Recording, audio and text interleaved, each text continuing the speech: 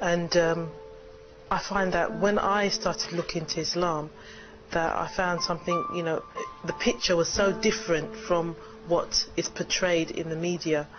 The fact that as, you know, as a woman, you know, Islam holds the woman in such a high honor in the society, how the woman as a mother and a wife, as a daughter, as a mother and wife is treated like a queen in her home. Beforehand, you know, like from everybody, I used to feel that, you know, everybody wants a piece of you. They say that they respect the woman, but you know that it's just they see the woman as just a sexual object. So, you know, like friends and people that you know, they only hang around with you or spend time with you if they can, you know, like if you fit into their crowd, if you look right. Before you become Muslim, all you care about is how good you look. And if you go outside and you're not looking your best, then it's like, oh, you know, no, you don't get any attention and nobody wants to speak to you, nobody likes you, and you're just left behind and ignored a bit, and all your friends get all the attention because they're looking better than you do. And the women try to attain that type of look as well, you know, to try and beautify themselves and make them and display themselves. But in Islam it's not like that. You're respected for who you are, and you're respected for you know, your piety and your actions rather than just what you look like, or I don't know, how many parties you've been to that week, or how much gossip you know, stuff like that. Whereas in Islam, you know, the woman's required to cover her beauty, and it's for herself and her husband and her immediate family, like her father and brother, to see. Now, as a Muslim, and I've been a Muslim for 5 years, yeah, you know, like I'm comfortable with this role. In fact, I'm really happy, you know, that Islam has given us a definition for the roles of a man and a woman. You know, I went to university and I wanted to be a career woman. So a mother and a wife, yes, I would be, but you know, I'd balance them all together, and I want to make it out there.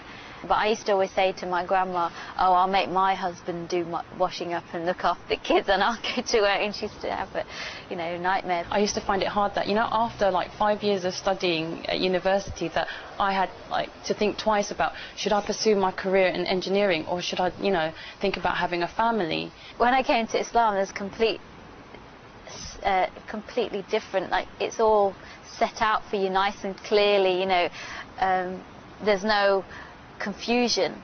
The background that I came from West Indian background, Jamaican background, and you know, there's a lot of issues to do with family, like there's a lot of broken families, dysfunctional families. There's a high ratio of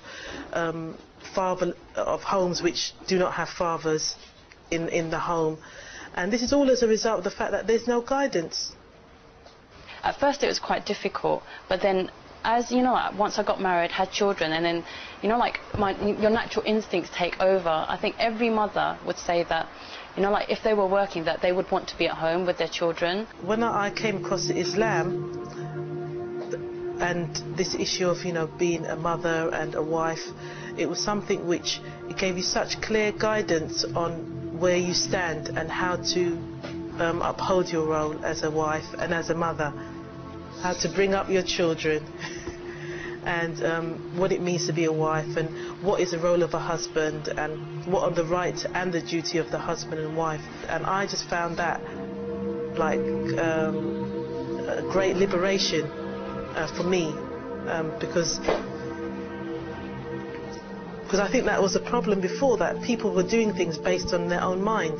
And that does give me comfort that when I get older I won't be, you know, abandoned and left to rot in my old flat, you know, and my children not come and visit me, which is, unfortunately, I've had experience in that field where I've worked in old people's homes, where sons and daughters do not come and visit their elderly parents.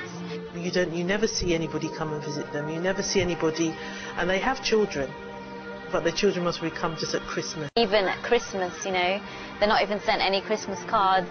And I remember working at Christmas with the elderly people and trying to make them feel a bit better.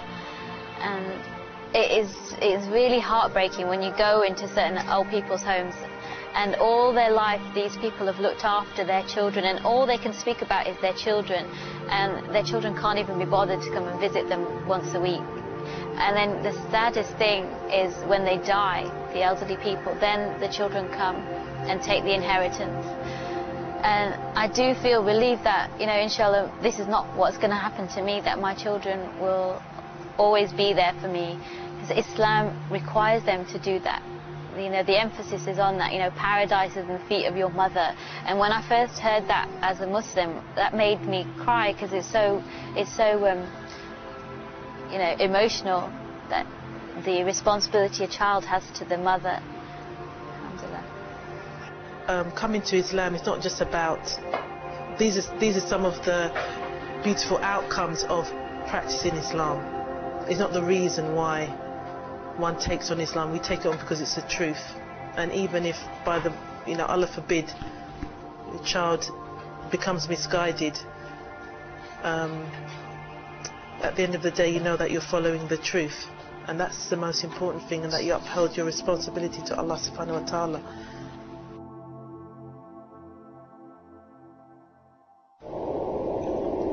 Recent years have experienced an extreme level of negative media portrayal of Islam and deliberate distortion and falsification of the Islamic way of life. Indeed, this negative depiction affects many in the general public and prevents sincere ideological debates. We propose Islam as an ideological alternative to liberal capitalism and urge our fellow human beings to research about Islam and find out for themselves about the true nature of Islam. Allah, the creator of this universe, says in the Quran, Alif Lam Ra. This is a book which we have revealed unto you, O Muhammad, in order that you might lead mankind out of darkness and into light, by their Lord's leave, to the path of the Almighty, the owner of all praise.